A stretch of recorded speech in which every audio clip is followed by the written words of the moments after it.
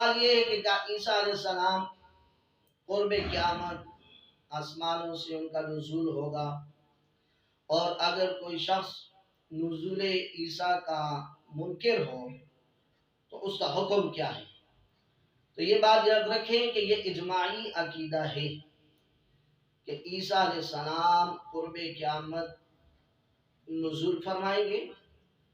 اور پیغمبر ہونے کی حیثیت سے ان کا نزول نہیں ہوگا۔ پاک پیغمبر محمد مصطفیٰ صلی اللہ علیہ وسلم کی امتی ہونے کی حیثیت سے وہ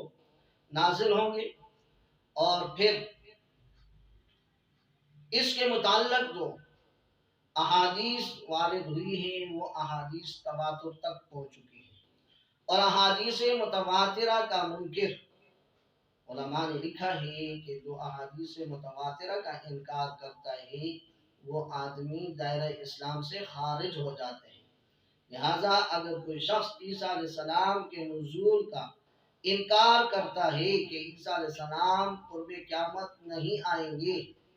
تو یہ شخص احادیث متواترہ کا اور بلکہ قرآن کا انکار کر رہا ہے، تو لہٰذا ایسے شخص دائرہ اسلام سے خارج ہے، اسلام سے اس کو کوئی تعلق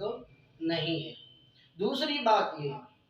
بعض لوگ یہ کہتے ہیں کہ یہ حدیث کے اندر ہے،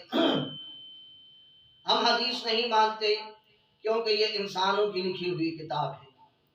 یہ امام بخاری کی لکھی ہوئی کتاب ہے، یہ امام مسلم کی لکھی ہوئی کتاب ہے، یہ امام داؤد کی لکھی ہوئی کتاب ہے، یہ امام ترمذی رحمہ اللہ کی لکھی ہوئی کتاب ہے۔ ہم لوگوں کی، انسانوں کی لکھی ہوئی کتاب کو نہیں مانتے، ہم قرآن مجید کو مانتے ہیں، قرآن پر ہمارا ایمان ہے، ہم قرآن کو ماننے والے ہیں، قرآن پہ۔ تو میرے بھائی یہ بات ذہن میں رکھیں، جو آدمی اس بات کا دعوے دار ہو، جو احادیث کا انکار کر کے اور اس ضمن میں وہ آپ کے سامنے قرآن پیش کرتا ہو، حقیقت میں وہ قرآن کا بھی منکر ہے، حقیقت میں وہ قرآن کو بھی ماننے والا نہیں ہے، وہ قرآن کے اندر وحی کو بند کر کے احادیث کو اس سے نکالنے کی کوشش کرتا ہے۔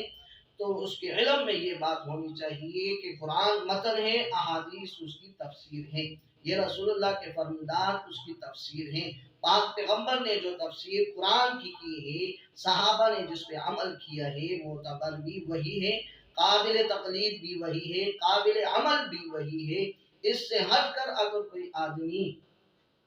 کوئی نئی تشریح پیش کرے گا، آج کل بعض چینلوں پہ ایسے بھی ہوتا ہے کہ وہ لوگ یہ عجیب عجیب باتیں کرتے ہیں کہ بھائی یہ تو انسانوں کی لکھی ہوئی کتابیں ہیں، اس کو ہم نہیں مانتے، اس لیے قرآن وحی ہے، ہم قرآن کو مانتے ہیں۔ قرآن وحی ضرور ہے، لیکن قرآن اس وحی کو سمجھنے کے لیے اللہ نے